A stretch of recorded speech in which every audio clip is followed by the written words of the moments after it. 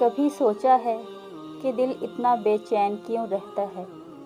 کبھی لگتا ہے جیسے کچھ کمی ہے، جیسے روح کچھ تلاش کر رہی ہے۔ یہ دنیا کا شور نہیں، یہ دل کا سوال ہے کہ میرا سکون کہاں ہے، اور اس کا جواب ہے اللہ کا وہ ذکر جو دل پر نور کی طرح برس جائے۔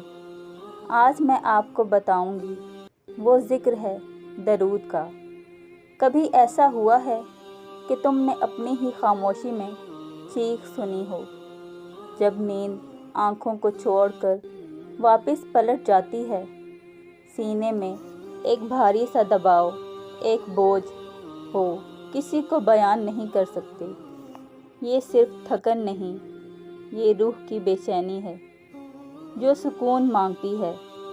ہم اکثر سکون کو غلط جگہ تلاش کرتے ہیں، کبھی کسی انسان میں، کبھی محبت میں، کبھی دنیا کے شور میں، لیکن حقیقت یہ ہے کہ سکون وہاں ہے جہاں ہم ڈھونڈتے ہیں۔ سکون اللہ کے ذکر میں ہے۔ قرآن کہتا ہے، یاد رکھو اللہ کے ذکر سے ہی دلوں کو سکون ملتا ہے۔ لیکن وہ کون سا ذکر ہے جو ٹوٹے ہوئے دل کو فوراً سہارا دیتا ہے، جو اندھیروں میں ایک روشنی کی کرن بن جاتا ہے؟ وہ ہے درود پاک۔ کبھی سوچا ہے تم نے درود پاک کیوں اتنا قیمتی ہے؟ کیونکہ جب ہم نبی پاک پر درود بھیجتے ہیں، دل پر عجیب سا سکون اترتا ہے، کیونکہ درود صرف ایک ذکر نہیں، یہ محبت کا دروازہ ہے۔ یہ دل کو رسول اکرم کی محبت سے بھر دیتا ہے۔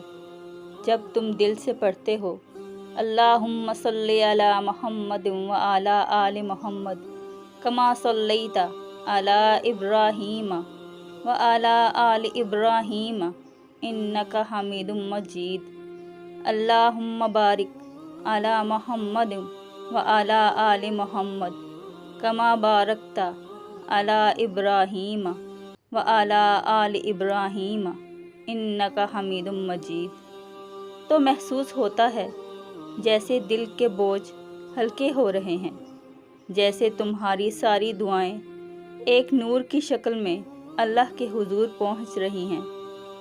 درود پاک کی سب سے بڑی طاقت یہ ہے کہ یہ دل کی سختی کو پگھلا کر موم کر دیتا ہے۔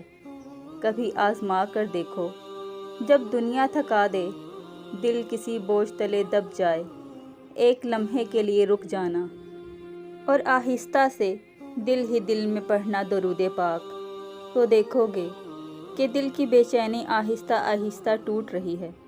یہ ذکر بارش کی ٹھنڈی بوندوں کی طرح آگ بجھا رہا ہے۔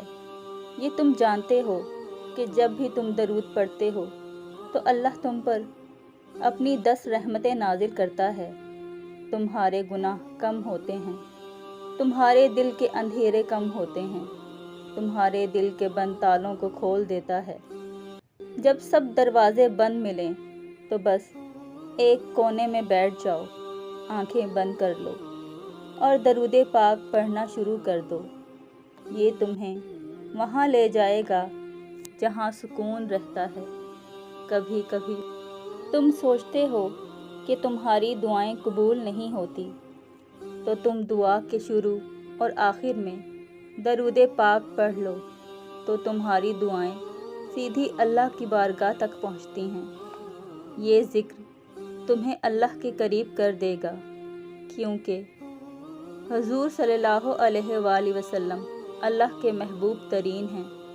کیونکہ ہمارا جسم زمین سے جڑا ہے، اس کی خوراک زمین کی نعمتیں ہیں، اور روح آسمان سے اتری ہے، اور اس کی خوراک بھی آسمان کی طرف سے آتی ہے، اور روح کی خوراک ہے اللہ کا ذکر۔ اور جب انسان کو دونوں چیزیں مل جاتی ہیں تو انسان کو سکون ملتا ہے، اور وہ اپنے آپ کو مکمل محسوس کرتا ہے۔